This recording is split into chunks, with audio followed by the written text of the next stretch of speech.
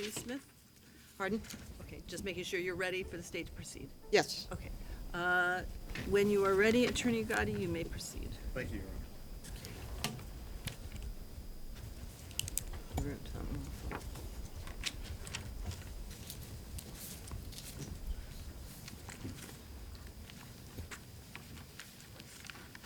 Your Honor, as you know, the defendant has been found guilty of beating Harmony Montgomery in July of 2019, guilty of murdering Harmony Montgomery, a child under the age of 13, and then transporting and hiding and abusing her body and compacting her into smaller and smaller bags and ultimately disposing of her on March of 2020, and tampering with witnesses afterwards to ensure that this horror story that we heard at trial stayed silent. Under our law, after the second-degree assault, after what he did to her and the other crimes to hide other acts to hide his crimes, under our law in New Hampshire, that means that the mandatory minimum sentence that the defendant must receive for second-degree murder of a child under 13 is at least 35 years in prison. So the question for us today isn't why the defendant should get the minimum mandatory sentence. The question is, how can the minimum sentence ever apply to the crimes that were committed by this man? How can the minimum ever apply when he beat Harmony the night before and the morning of and time again as he drove from the methadone clinic to Burger King and he beat her to death and then covered her up to suffer and die in the car while he ate his food? The state's position is, how can the minimum ever apply when this court recognized at the last sentencing hearing that he had 15 years of convictions for, quote, some of the most violent and egregious criminal behavior, end quote, that this court had ever seen? How can the minimum ever apply when he's lied over and over again that he didn't kill his daughter and that she was safe somewhere when he was first asked by many different people? How can the minimums ever apply when he conceded at trial the crimes that involved the horrors that he inflicted upon her body from December 7th on forward up and until March when he dumped her from the U-Haul that he had conned others into renting for him? How can the minimum ever apply when he's had opportunity after opportunity after opportunity to tell investigators and others where she is right now and she can't be laid to rest? There is nothing minimal about the crimes that he's being convicted for today. The state is not going to restate everything that's put forth in the state's sentencing memorandum word for word.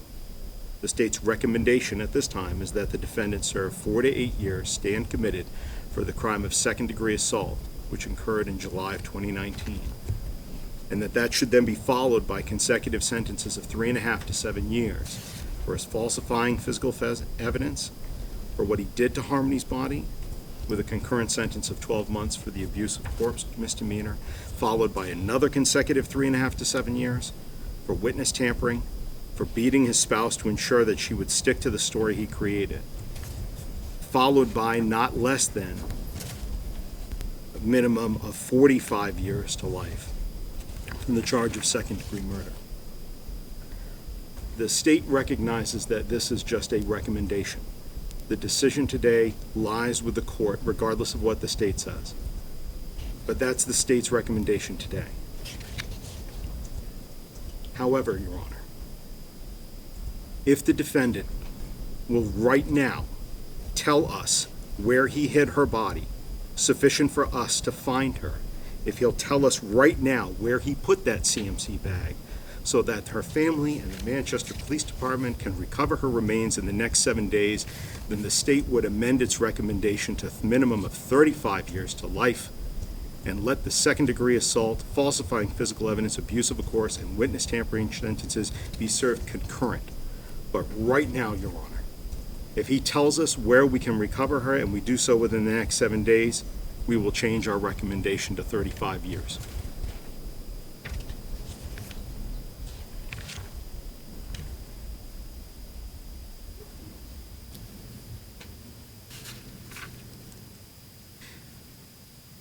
Since that offer has been rejected, Your Honor, that is yet another reason why the minimum should not apply. What I just said was not a stunt. It was not a theatrical event. I stated in closing arguments that there are moments in life where we are tested, where our failure or our success lies in whether we do the right thing at that moment in time. And time again, and about 30 seconds ago, the defendant chose again to be heartless and immoral and selfish and unapologetic, which for the purposes of you deciding his punishment and rehabilitation and his deterrence and coming up with the right sentence for him means that he has just yet shown you again in this courtroom, and for anybody else, that he is heartless, immoral, selfish, and an unapologetic murderer of his own child. Now, as I was saying again, there's certainly nothing minimal about what he did to Kayla Montgomery, to abusing her into lying for him. There's simply nothing minimal about what the defendant did to Harmony and what he did afterwards. And that's why now, having just given an opportunity, we're asking you to impose nothing less than 45 to life for the sentence of homicide. You should impose more, but 45 is a bare minimum that this defendant deserves for what he did to Harmony. She is gone forever. She didn't get sick and get old and pass away. Something didn't just happen that night. He happened. She wasn't able to be surrounded by the people that loved her, and instead, when this court determines punishment, deterrence, and rehabilitation, it should consider that Harmony died in pain and in fear under a blanket, and nobody deserves that, especially a 5-year-old child. And that kind of death is different and weighs in favor of more than the minimum sentence here. You can, if there was a thief here, you could order the return of stolen property, or you could order restitution. When you sentence a defendant for an assault case, the victim can receive treatment and compensation for her injuries, but in a murder case, there's nothing directly that this court can do for Harmony. She's already ultimately paid the price of the defendant's anger and cruelty and frustration, but what can be done is recognize the value of her life and the terrible way she died by giving the defendant a significant prison sentence, something more than just the minimum, and certainly not the sentence that the defendant may ask you for in a few moments. You can make sure that he's not going to hurt another child. You can do that for Harmony. And in that process, you'll also be doing justice for the people who cared about Harmony, for the many people that worked hard to hold her killer accountable. Except most of those people, several of them, are in the courtroom today. Many more are out there. Some who are present here today would like a chance to address the court, Your Honor.